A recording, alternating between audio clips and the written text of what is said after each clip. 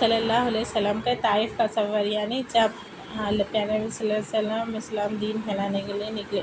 نبوت ملنے کے بعد پیارے نبی صلی اللہ علیہ وسلم کو جب نبوت ملی، وہ جب 9 برس تک نبی کریم صلی اللہ علیہ وسلم مکہ مکرمہ میں تبلیغ فرما رہے تھے اور قوم کی ہدایت اور اصلاح کی کوشش فرما رہے تھے، لیکن تھوڑی سی جماعت کے سوا جو مسلمان ہو گئی تھی اور تھوڑے سے ایسے لوگوں کے علاوہ باوجود مسلمان نہ ہونے کے آپ کی مدد کرتے تھے۔ اکثر کفار مکہ آپ کو اور آپ کے صحابہ رضی اللہ عنہم ہر طرح کی تکلیفیں پہنچاتے تھے، مذاق اڑاتے تھے اور جو ہو سکتا تھا اسے درگزر نہ کرتے تھے۔ حضور صلی اللہ علیہ وسلم کے چاچا ابو طالب بھی انہی کے نیک دل لوگوں میں تھے۔ باوجود مسلمان نہ ہونے کے حضور صلی اللہ علیہ وسلم کی ہر قسم کی مدد فرماتے تھے۔ 10ویں سال میں جب ابو طالب کا انتقال ہو گیا تو کافروں کو اور بھی ہر طرح کھلے محال اسلام روکنے اور مسلمانوں کو تکلیف پہنچانے کا موقع ملا۔ حضور صلی اللہ علیہ وسلم اس خیال سے طائف تشریف لے گئے کہ وہاں قبیلہ ثقیف کی بڑی جماعت ہے، اگر وہ قبیلہ مسلمان ہو جائے تو مسلمانوں کو ان تکلیفوں سے نجات ملے اور دین پھیلانے کی بنیاد پڑ جائے۔ وہاں پہنچ کر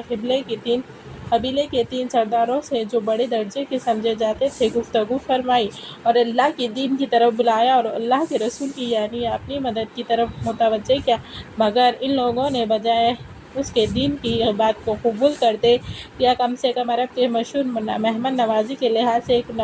نوار مہمان کی خاطر مدارت کرتے صاف جواب دے دیا اور نہایت بے رخی اور بد اخلاقی سے پیش آئے۔ ان لوگوں نے یہ بھی گوارا نہ کیا کہ آپ کے یہاں قیام فرما لیں۔ جب جن لوگوں کو سردار سمجھ کر بات کی تھی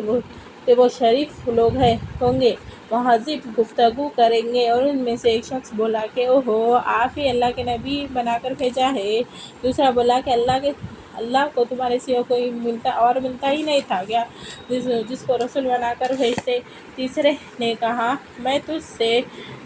بات کرنا نہیں چاہتا اس لیے کہ اگر تو واقعی نبی ہے جیسا کہ دعویٰ ہے تو تیری بات سے انکار کر دینا مصیبت سے خالی نہیں، اور اگر جھوٹ ہے تو میں ایسے شخص سے بات کرنا نہیں چاہتا۔ اس کے بعد ان لوگوں سے ناامید ہو کر حضور صلی اللہ علیہ وسلم اور لوگوں سے بات کرنے کا ارادہ فرمایا، اور آپ تو ہمت اور استقلال کے پہاڑ تھے، مگر کسی نے قبول نہ کیا، بلکہ بجائے قبول کرنے کے حضور صلی اللہ علیہ وسلم سے کہا کہ ہمارے شہر سے فوراً نکل جاؤ اور جہاں تمہاری چاہت کی جگہ ہو وہاں چلے جاؤ۔ حضور صلی اللہ علیہ وسلم جب ان سے بالکل مایوس ہو کر واپس